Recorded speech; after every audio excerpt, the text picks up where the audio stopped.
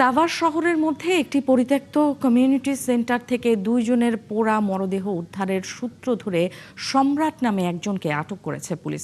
কর্মকর্তারা জানান, শুধু এই 2 জন নন, এর আগে এই কমিউনিটি সেন্টারে আরও 3 জনকে হত্যা করে সম্রাট।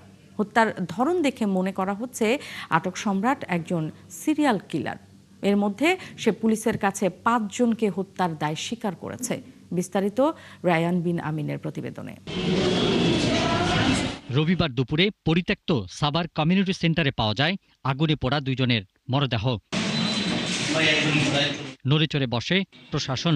সিসিটিভি ফুটেজ বিশ্লেষণ করে ভবঘুরে ছদ্মবেশে ঘুরে বেড়ানো মুশিউর রহমান খান সম্রাটকে শনাক্ত করে পুলিশ। এরপরই তাকে আটক করা হয়। এক পর্যায়ে সম্রাট পুলিশের কাছে পরিত্যক্ত এই কমিউনিটি সেন্টারের নির্জনতার সুযোগ নিয়ে 5টি হত্যার কথা স্বীকার করে। সিসিটিভি ফুটেজটা সংগ্রহ করে আমরা বিশ্লেষণ করি। বিশ্লেষণ করার এক পর্যায়ে আমাদের কাছে অনুমিত হয় যে এই ঘটনার সাথে যিনি জড়িত থাকতে পারে তিনি আমাদের আশেপাশেই আছেন। আমরা তাৎক্ষণিক আমরা এই ঘটনার সাথে জড়িত একজনকে আমাদের হেফাজতে নিই এবং তাকে জিজ্ঞাসাবাদ করলে এক পর্যায়ে সে ঘটনার কথা স্বীকার করে, ঘটনায় জড়িত থাকার কথা স্বীকার করে। এই হত্যাকাণ্ডে যারা হত্যাকাণ্ডের শিকার হয়েছে 6 জনের মধ্যে একজন শুধু বৃদ্ধ মহিলা, ওনাকে আমরা শনাক্ত করতে পেরেছি। ওনার নাম আসমা বেগম, 65 বছর বয়স। এছাড়া বাকি যে 5 জন এই কমিউনিটি সেন্টারে যাদের আমরা পেয়েছি তারা কাউকেই আমরা এখন পর্যন্ত পরিচয় শনাক্ত করতে পারিনি। এলাকার লোকজন জানান, সাভার পৌর কর্তৃপক্ষ ও জেলা পরিষদের মামলা জটিলতার কারণে এক যুগ পরিত্যক্ত হয়ে আছে পৌর কমিউনিটি সেন্টারটি। শহরের মধ্যে হলেও নির্জন এই ভবনটি হয়ে উঠেছে বিভিন্ন অপরাধীদের আখড়া। এ নিয়ে বারবার বলার পরেও বিষয়টি আমলে নেয়নি প্রশাসন। তাই হত্যার দায় কোনোভাবেই প্রশাসন এড়াতে পারে না।